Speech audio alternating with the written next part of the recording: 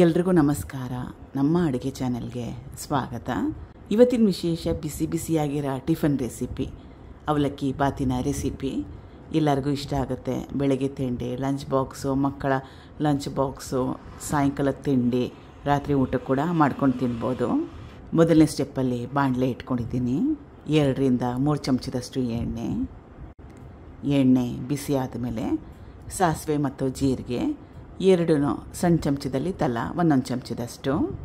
ಸಾಸಿವೆ ಸಿಡಿದ ನಂತರ ಕಡಲೆ ಬೀಜ 2 ಟೇಬಲ್ ಸ್ಪೂನಷ್ಟು. ಕಡಲೆ ಬೀಜ ಕೆಂಪಾಗಬೇಕು. ಈಗ ಕಡಲೆ ಬೀಜ ಕೆಂಪಾಗಿದೆ. ಕಟ್ ಮಾಡಿ ಇಟ್ಕೊಂಡಿರೋ ಈರುಳ್ಳಿ, 1 ದೊಡ್ಡ ಈರುಳ್ಳಿನ ಉಪಯೋಗ ಮಾಡಿದ್ದೀನಿ. ಕರಿಬೇವಿನ ಎಲೆಗಳು.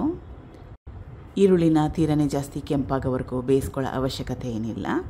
ಈರುಳ್ಳಿಲಿರೋ ಹಸಿ ವಾಸನೆ ಹೋದರೆ ಸಾಕು. 2 ನಿಮಿಷ ಮೀಡಿಯಮ್ ಫ್ಲೇಮಲ್ಲಿ ಬೇಯಿಸ್ಕೊಂಡ್ರೆ ಸಾಕಾಗುತ್ತೆ. ಈಗ ಈರುಳ್ಳಿನ 1-2 ನಿಮಿಷ ಬೇಯಿಸ್ಕೊಂಡಿದ್ದಾಗಿದೆ.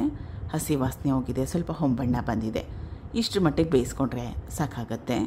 ಕಟ್ ಮಾಡಿ ಇಟ್ಕೊಂಡಿರೋ ಚೆನ್ನಾಗಿ ಹಣ್ಣಾಗಿರೋ 1 ಸಣ್ಣ ಟೊಮೆಟೊ, ಸ್ವಲ್ಪ ಅರಿಶಿನ. ಈಗ ಟೊಮೆಟೊ ಮೆತ್ತಗಾಗೋವರೆಗೂ ಬೇಯಿಸ್ಕೋಬೇಕು.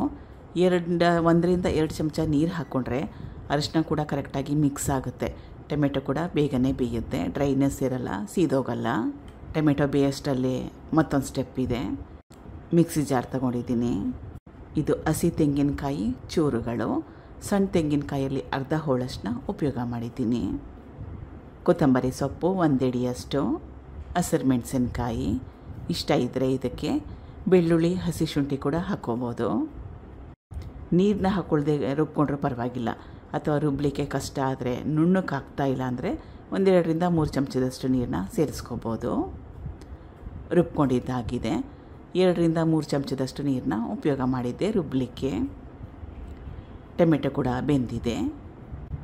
ರುಬ್ಬಿಟ್ಕೊಂಡಿದ್ನಲ್ಲ ಅದು. ತುಂಬಾ ಜಾಸ್ತಿ ಡ್ರೈನೆಸ್ ಅನಿಸಿದ್ರೆ 1-2 ಚಮಚ ನೀರನ್ನ ಹಾಕ್ಕೋಬೋದು.